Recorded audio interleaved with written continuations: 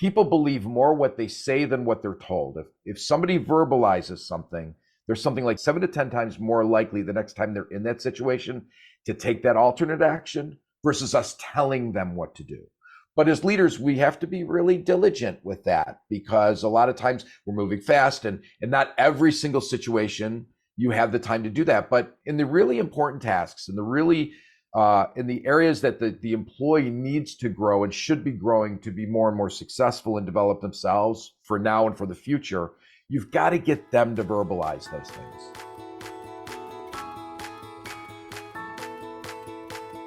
Welcome to You Belong in the C-Suite podcast.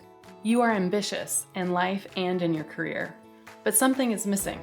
You want to bring more of your passion to what you do. Because let's be honest, you pour a ton into your work, and it needs to mean more. I'm your host, Laura Eigel. I'm a mom, wife, PhD, coach, advocate, introvert, and indoor rowing fanatic. I'm passionate about living a life that's in line with my values. We'll give you the actionable tips and tools you need to lead with your values, make a difference, and have career success. The world needs more diversity and authenticity in the top jobs at organizations. Your leadership belongs there. You belong in the C-Suite.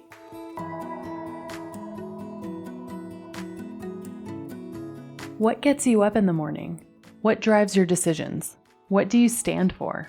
No idea, not even sure where to start? I use my values to guide my life and career. It's the basis of how I've built boundaries for myself and stuck to them. Are you ready to dig into what matters to you? Go to thecatchgroup.com to download your free values worksheet. That's thecatchgroup.com to download your free values worksheet to get to your core values and take action on what matters most.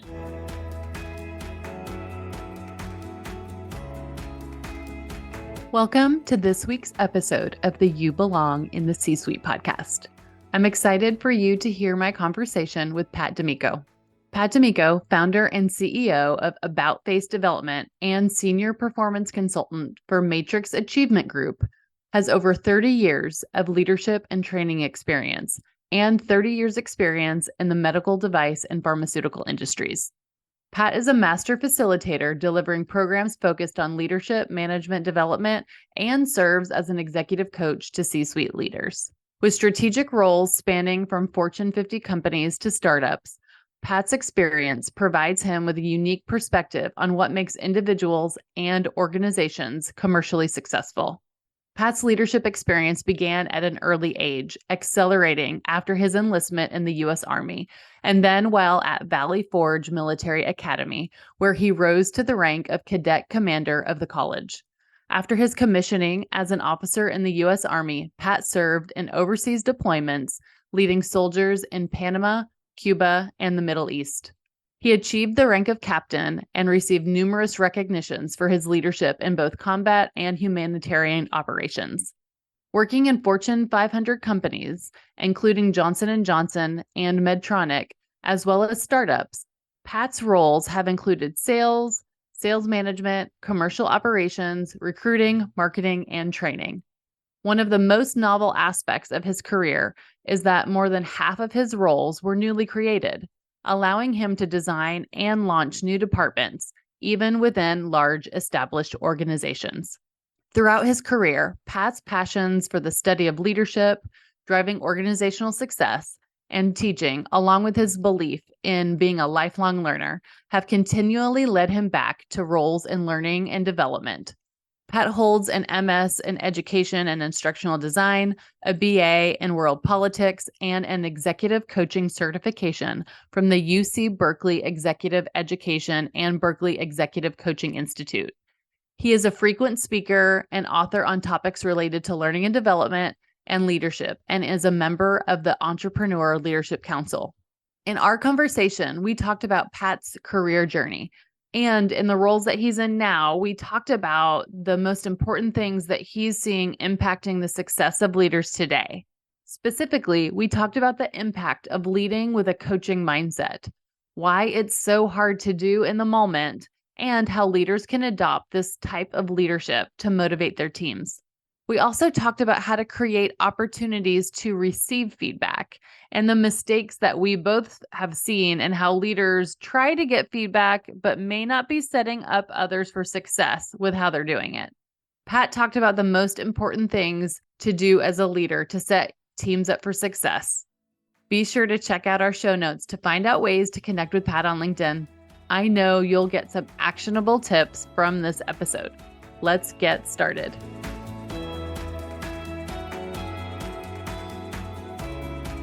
Well, I want to welcome you to the You Belong in the C-Suite podcast. Thank you so much for joining us today. Thank you. Thanks so much, Laura. Pleasure to be here. Before we dig into all of our leadership topics, I would love to hear just more about you and your career. So wherever you want to get started, I think our listeners, but me specifically, want to just know more about you. Well, thanks. Where do you start, right? I'm actually originally from Buffalo, New York. So I'm a Buffalo Bills fan. When you're born in Buffalo, even if you leave, you have to remain a Bills fan. But I always like to say I had a great time in high school, but I was not an exceptionally dedicated academic student.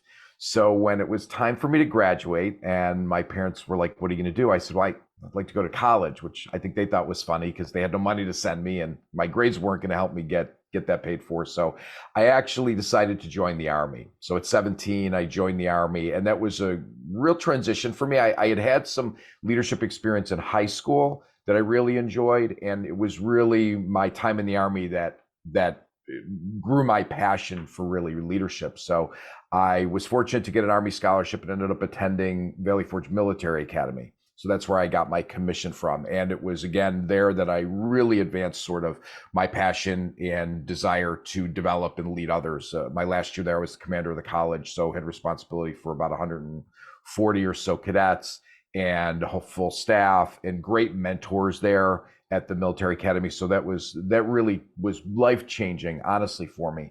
And so from there, when I finished, I went on active duty for a number of years. And although the Army paid for college, I like to say that they got a lot more out of me than I got out of them, because it was an interesting time.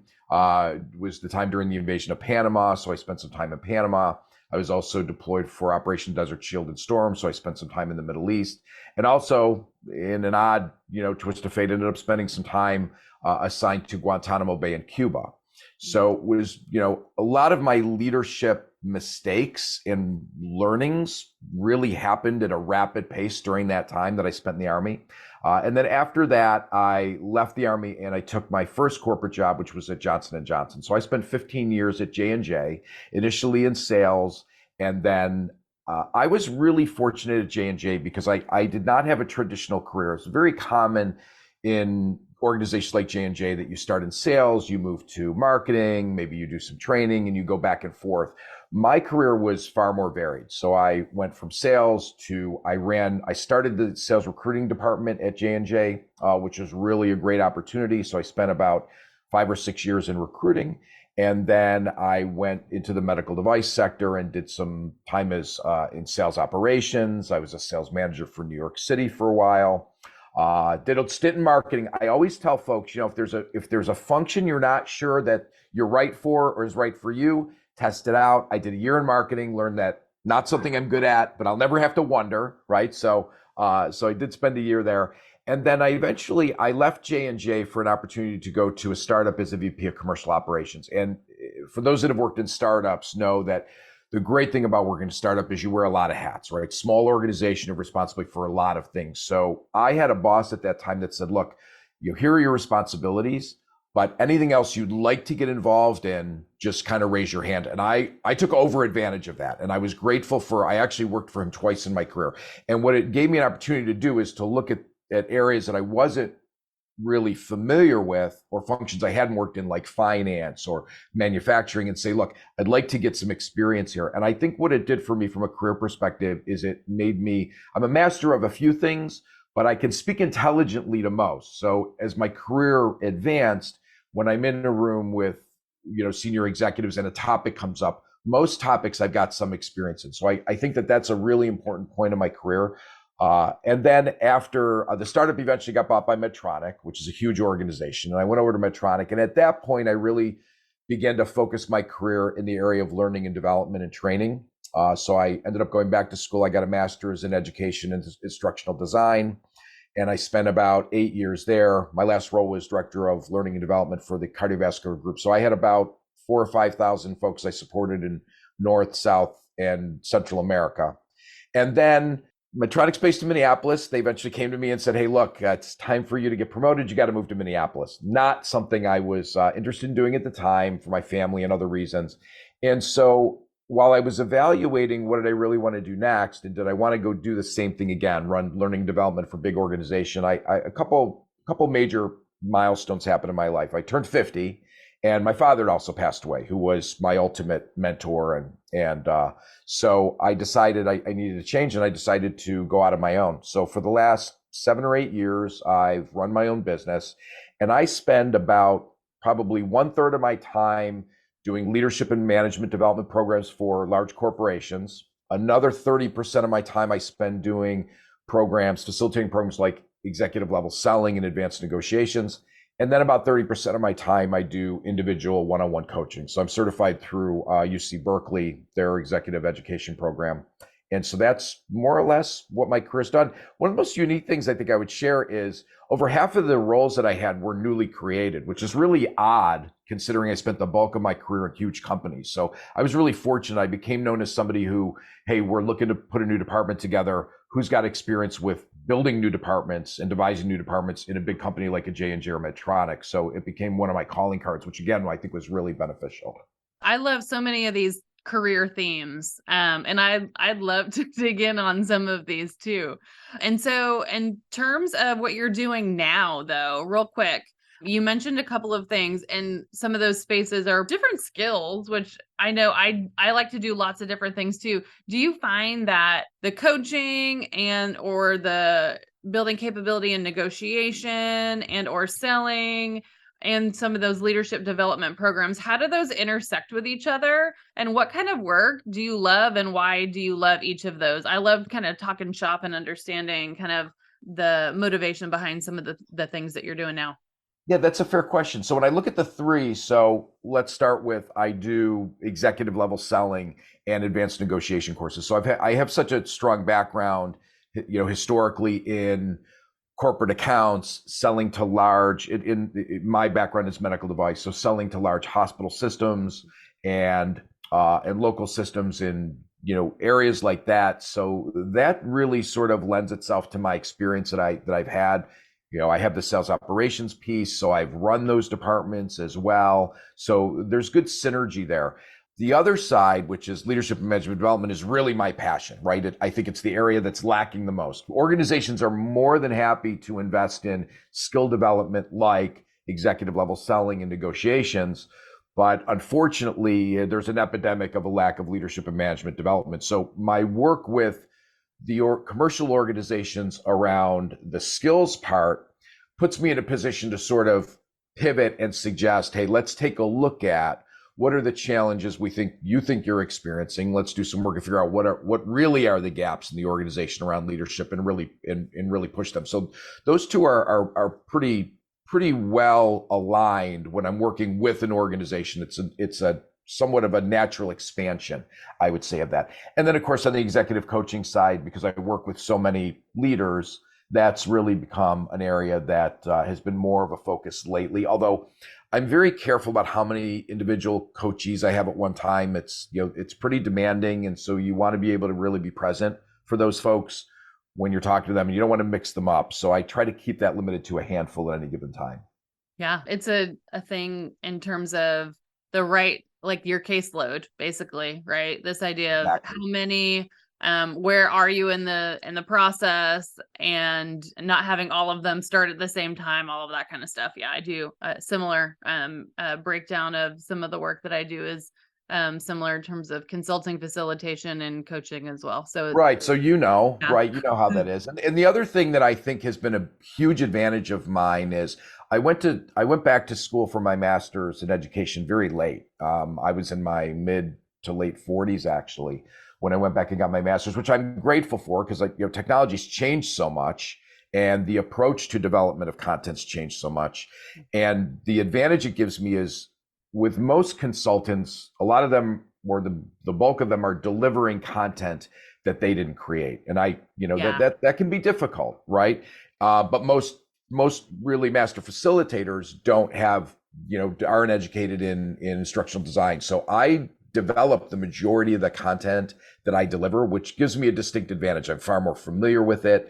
I can adjust it. We do not, not really an off-the-shelf practitioner. So pretty much all of my programs are really customized. I want to understand the organization, what their challenges are, and my relationships with my clients are long-term. If, much as I hate turning down business, if an organization comes and says, hey, we have this meeting coming up, can you do 4 hours? That's not sort of the thing I do. Most of my clients have been with me for multiple years.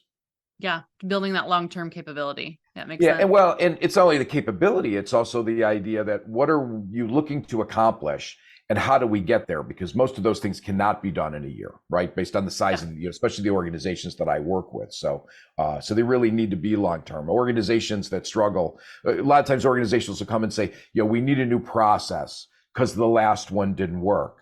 And I'm like, you really don't need a new process. You just need to enforce and have communicate an expectation of what the current one you're committed to is, right? A lot of times I'll say to leaders, the money that you'd spend is wasted. You could just go back to the organization and have you really been driving the process that you put in place a year ago? And a lot of times the answer is no. Yeah. And often too, I would hear, so I was learning and development at big organizations as well. And so just this idea of, hey, we need a training for XYZ. And you're like, do you? Do you really need that training? You Yes. probably don't need that training. Maybe it's more of change management, communications, enforcing the things Yes. that you said. Maybe training is a component of it, but the one-time training that you think that you need for this whole thing to work, that's probably not what you think you need. So, or what's going to Right. get it done. But I love this idea of it is long term, and I Mhm. think sometimes that's one of the mistakes it seems like both of us are seeing that leaders make, is that some of this stuff, oh, it should just be a training, or oh, it's just going to be 4 hours, or oh, right? And so what other mistakes are you seeing kind of leaders make, either in the development and capability build of their teams, or other things that you're seeing in the leadership programs that you teach? That's a pretty broad question. So a couple comments. First is the organization really has to be committed to long-term leadership and management development. It is, it cannot be solved, to your point, in a 4-hour session, right? It has to be a long-term commitment where we come in and I look at, first of all, to your point, what do you think the problems you're having are? Because in my experience, they're usually about 50% correct. You think it's this issue and maybe that's part of it, but really so I will go in and I'll do a diagnostic. I'll do a number of interviews. I do prefer live interviews versus surveys, and really sort of ascertain and figure out, okay, what are the real challenges that are existing here? And then find out from the organization what's the amount of time they're willing to commit, right? A lot of times organizations will say, we think we can commit 2 days a month to leadership and management development. I'm like, that's aspirational, but that's not realistic in any organization I've ever seen. So let's first talk about what is realistic. Maybe it's 2 days a month in person, or I'm sorry, 2 days a quarter in person, but in between we do reinforcement and remote development, but it has to be a plan that's long-term. Leadership is a journey. There is no end point, right?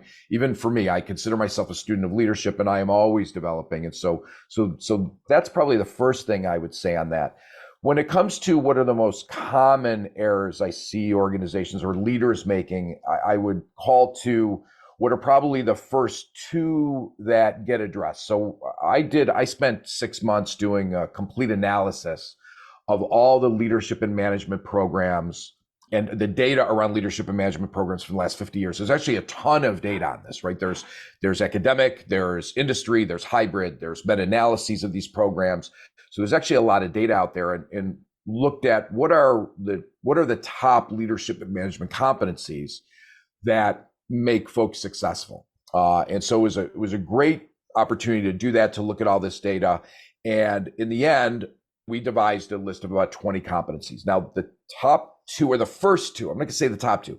The first two that almost always bubble to the top when I'm working for an organization of areas that need to be developed for the individual managers are interviewing and hiring, right? Because let's face it, Success as a manager, leader is predicated on the success of your people. If you don't hire the right people, you're dead in the water before you start. So interviewing and hiring is always one that's really paramount.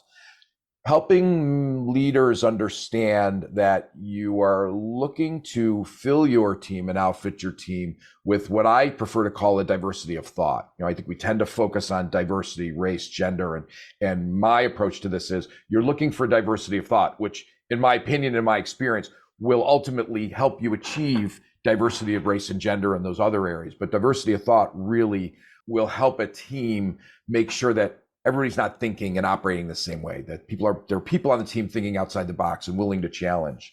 So interviewing and hiring is probably number one. The second one, without a doubt, and I think it's one of the biggest gaps, is coaching. Leaders need to coach. I think coaching is the most important thing to help people be successful and your team be successful. And it's a massive gap that I find exists. I could not agree with you more. The coaching, the kind of leader as coach mentality. I think there's not a lot of self-awareness on how good or not good we are at it as a leader. I think a lot of people think that they are coaching, but really they're fixing. Yes. And they're suggesting. Yes. And so it's really hard when you know the answer, right? To let that learning happen. And instead of telling somebody like, hey, here's the right thing to do, to get them there on their own through questions and through maybe not saying anything. Those are just really hard things to do. Yeah, I would agree, and I'm a big proponent. I mean, I'm a fan of situational leadership. Although to be very upfront, my experience with facilitating situational leadership is people are good 3/4 the way through, and then you get into some of the nomenclature, and I think people get a little bit more confused. So I'm actually a big fan of what Berkeley uses when I was in the Executive Institute there, which is this model of the 4 roles of a leader. And to your point, that first role is director, which is telling somebody what to do, but it should only be utilized when the person absolutely has no experience and no idea what to do.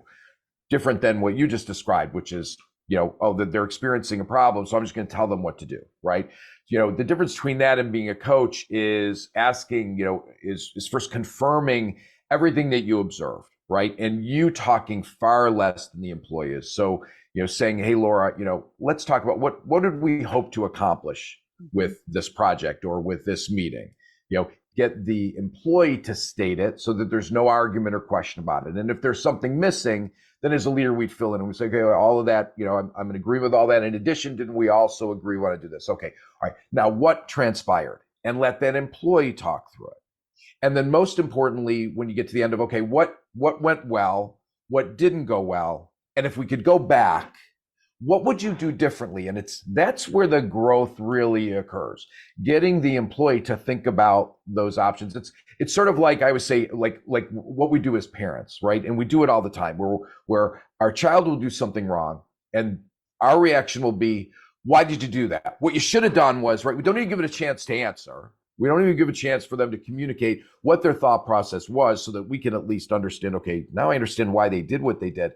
But then turn it over to them and say, hey, what would have been a better or a different option to do that? And I'm a firm believer that as you move around that roles of a leader, from director to advisor to coach to supporter, your goal is to really get them to think about what they can do differently. And we know this from science. We know that people believe more what they say than what they're told. If somebody verbalizes something, there's something like 7 to 10 times more likely the next time they're in that situation to take that alternate action versus us telling them what to do.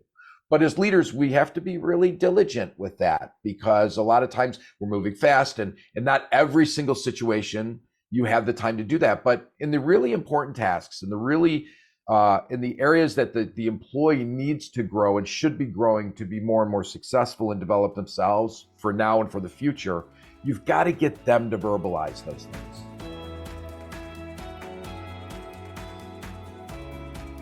My award-winning book, Values First: How Knowing Your Core Beliefs Can Get You the Life and Career You Want, is now available in audiobook. Since the book released just last year, the biggest question that I've gotten from readers is it available in audiobook? In this book, you'll get to hear my most pivotal career stories and some of the successes of my clients as you learn about the values first framework and how you can take action on your life and career. The audiobook is narrated by me, so if you love this podcast, you'll love the audiobook. Values First: How Knowing Your Core Beliefs Can Get You the Life and Career You Want is now available on Audible and iTunes.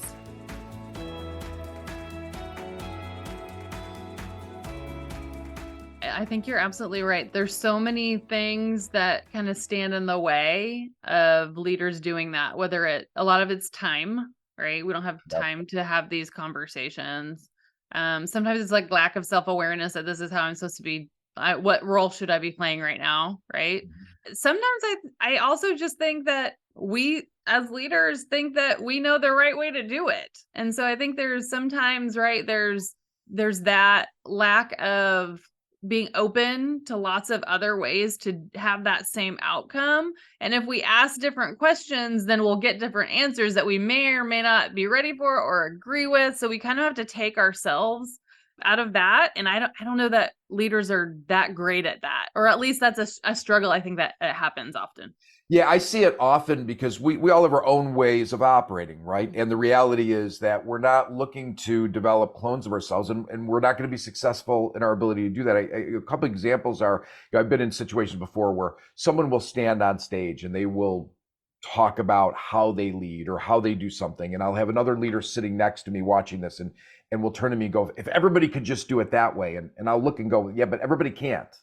That's not comfortable for everyone. So in any circumstance, especially whether it's leadership or selling or whatever it is, I always like to say, give people at least two, but ideally three different ways to do things, right? Three different examples. Because we do a lot of video reinforcement work, micro learning video work. And so I always say to the organization, provide three different ways to go about this, because I may watch this and I may see three examples and I may see the first two and like, yeah, it kind of works for me, but not really. Like, I'm not comfortable with taking that approach. But that third one, I may watch it and may click and I'll be like, I can do that. I can feel comfortable approaching it that way. And there's so much of the ability to accomplish that is related to your own personal comfort and your own personal confidence, right? So you have to be confident and comfortable with the way you're going to deliver something.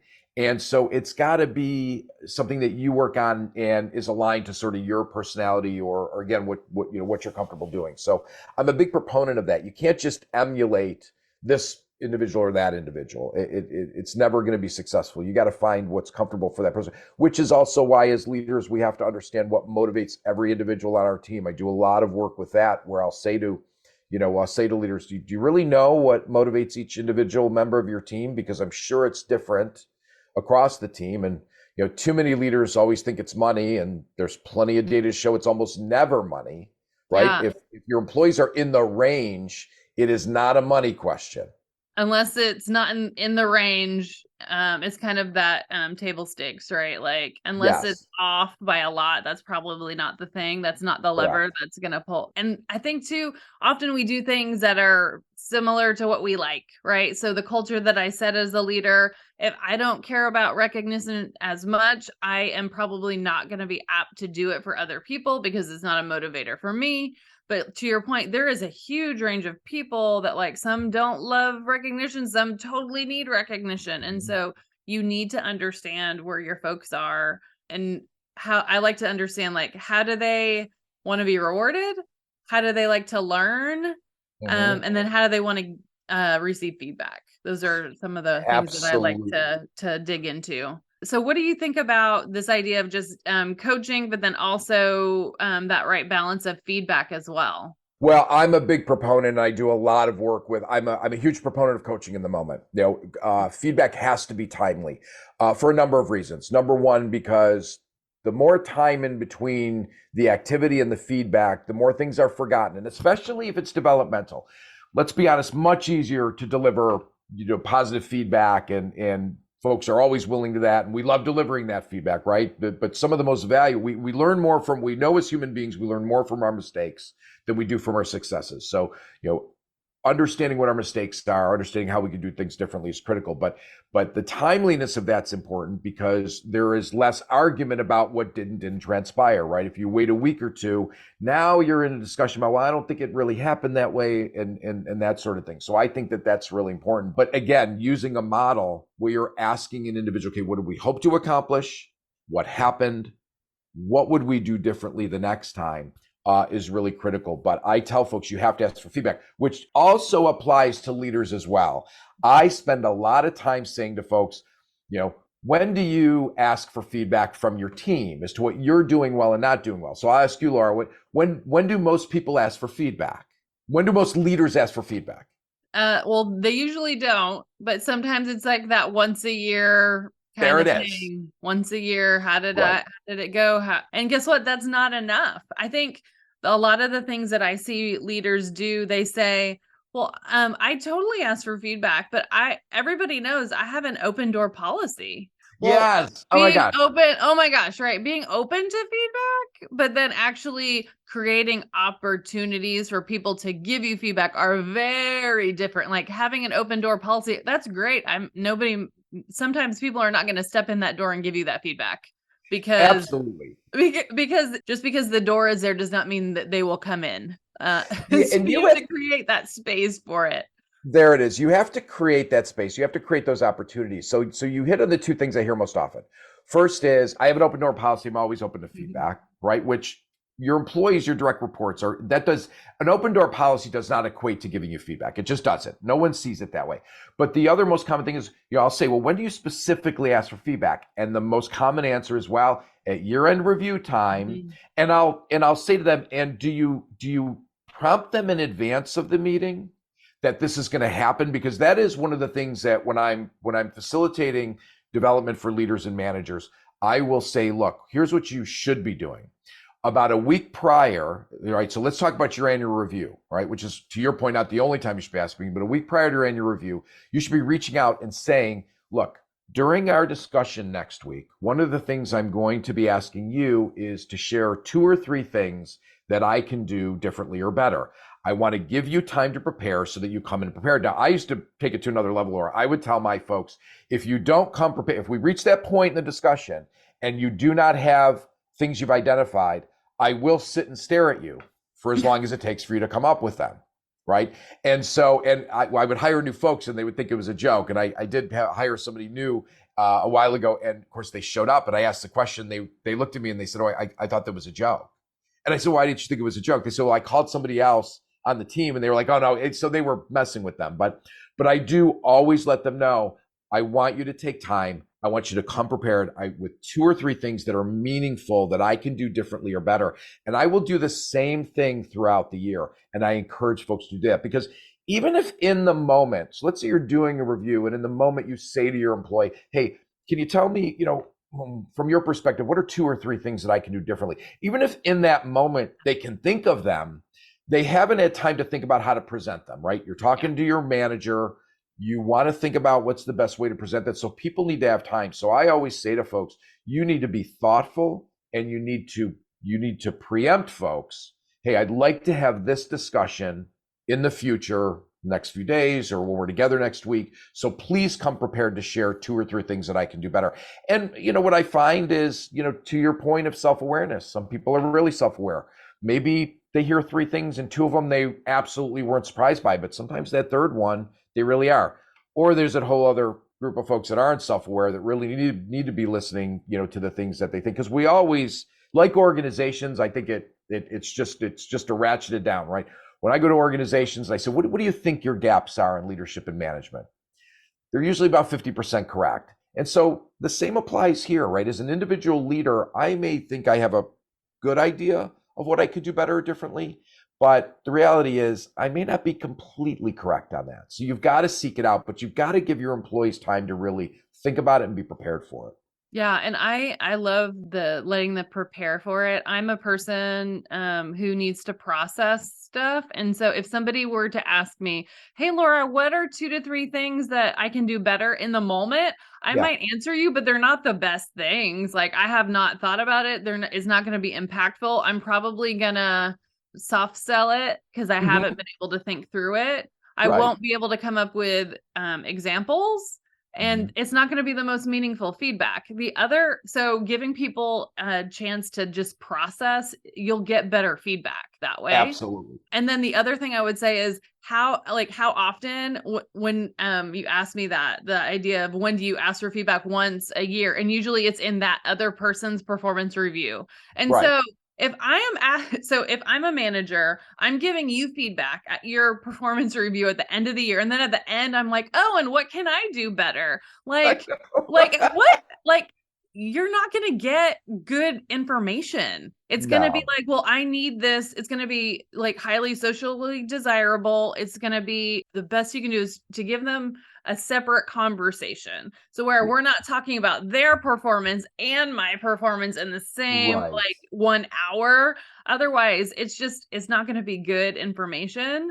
But to decouple those things, I think is just really important too. Right, because what's their mindset during that, right? I mean, if you've given them terrific feedback and they're really pleased, the last thing they want to do is give you things that you're not doing well. If Right. you've given them really some harsh developmental feedback, they're not in a mind space to answer you effectively as to, or you might get, you might get a hard, it's not ideal, but it's got to be regular and continuous. You got to be checking in with your teams. And I love doing, like, whenever I work with a new organization. I'm working on one actually the last couple of days. I'm working with a new organization. And so I'm going to be surveying not only the managers themselves, but surveying their employees as well to try to understand, hey, from a priority standpoint, how important are these skills from your manager? And then how well are they doing them? Right. But I'm going to ask the managers the same questions to rate themselves, because I'm always very focused on where are the big gaps, where are those items where the competency, the manager thinks they're really great at it, but the team doesn't think they're good at it all. And how do we kind of figure out, okay, what's the miss here? Are we defining it differently, or is it just that the team's not speaking up or not being vocal in any way or reactionary to the way the manager's handling this competency? So I look for those gaps, because those can reveal some real lacks of self-awareness. Yeah, that's a really interesting to be the third party. I find that as I'm the third party, whoa, you just get some very quickly, you get Right. some very honest feedback. I You think once do. you do, You're right? way more honest than when you're within the organization. And yeah, most of the senior leaders that I work with are never surprised by that. They've been around long enough. They're like, oh yeah, yeah. But I think part of that is, if you've been doing what we do for a while, there's the safe space element of that. People Yeah. feeling like they can be comfortable with someone. And folks are always concerned about ramifications and risks of sharing that with folks in the organization. So, I think there's just a greater comfort when you're talking to someone outside. It is interesting, though. Yeah, it is. It is. But I think still it's another way to get that data. Um, Yes. and then because of that, they then I think trust the data as well when Yeah. they get it Agreed. back. Yeah. Yeah. Yeah. Well, what other things are you excited about in this new year coming up? I'm seeing, because of the war for talent. I mean, let's really talk about, I think, one of the most critical things for leadership and management development is, what are we trying to do? We're trying to prevent regrettable turnover, right? We're trying to keep folks. What we know is, post the Industrial Revolution, right? During the Industrial Revolution, number one reason people left jobs was their physical safety, right? My grandfather worked at Bethlehem Steel. People would perish on site during work. But post the Industrial Revolution, the number one reason people leave jobs is and always has been, and I think always will be, their immediate manager. So the reality is, when the organization loses somebody they wanted to keep, so often it's related to a lack of leadership or management competency in their leaders. So I'm excited, because as the war for talent gets tougher, there's more of a focus in organizations on preventing regrettable loss, and trying to prevent these folks from leaving, which is sort of translating into more of a focus on, hey, management and leadership development is always at the top of our list of things we need to do, and it's always at the top of the list of things we're not doing. And so I'm seeing more organizations being willing to say, look, we need to do this. The challenge is understanding, to earlier in our discussion, It's a long-term and continuous process. It is not a check the box that does not work. You have to really commit the time. And so I do, and the challenge with that is always that the departments and the resources within organizations are usually small. So I find myself doing a lot of work with them to sort of cadence, right? Let's talk about priorities. How are we going to cadence this? What resources can we put against these? Most organizations have the resources to develop and launch a great leadership and management program, but the reality is that those resources don't have the time.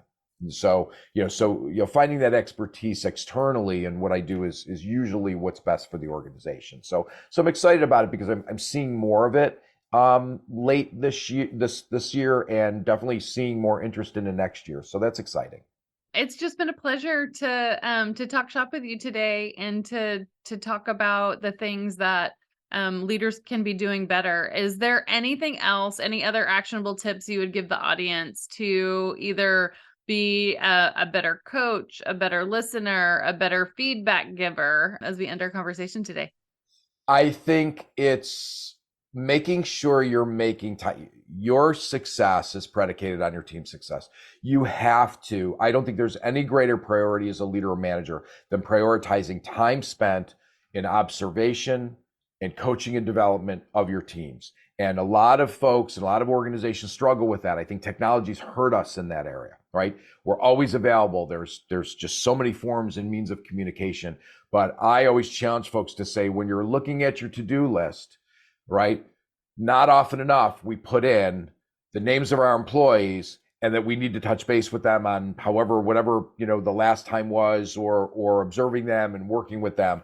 Too often we just let that fall to the wayside day after day after day because we've got this long to-do list. And I always say to folks, you need to look at that list and you need to prioritize that, but you need to be prioritizing development of your people first and foremost above almost everything else. And so that's the one thing I would ask people to think about. Love it.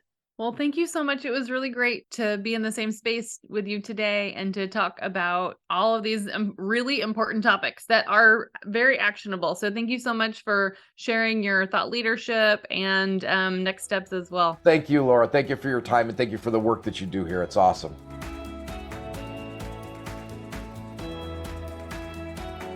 I want to thank you so much for listening to the You Belong in the C-Suite podcast.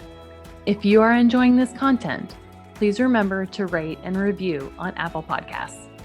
By leaving a review, you are helping others find this content. We will be featuring 5-star reviews on air in upcoming episodes. Editing and support for the podcast is done by S&E Podcast Management. To get more tips and tools to help you live a life guided by your values, go to thecatchgroup.com. Keep your boundaries and take care.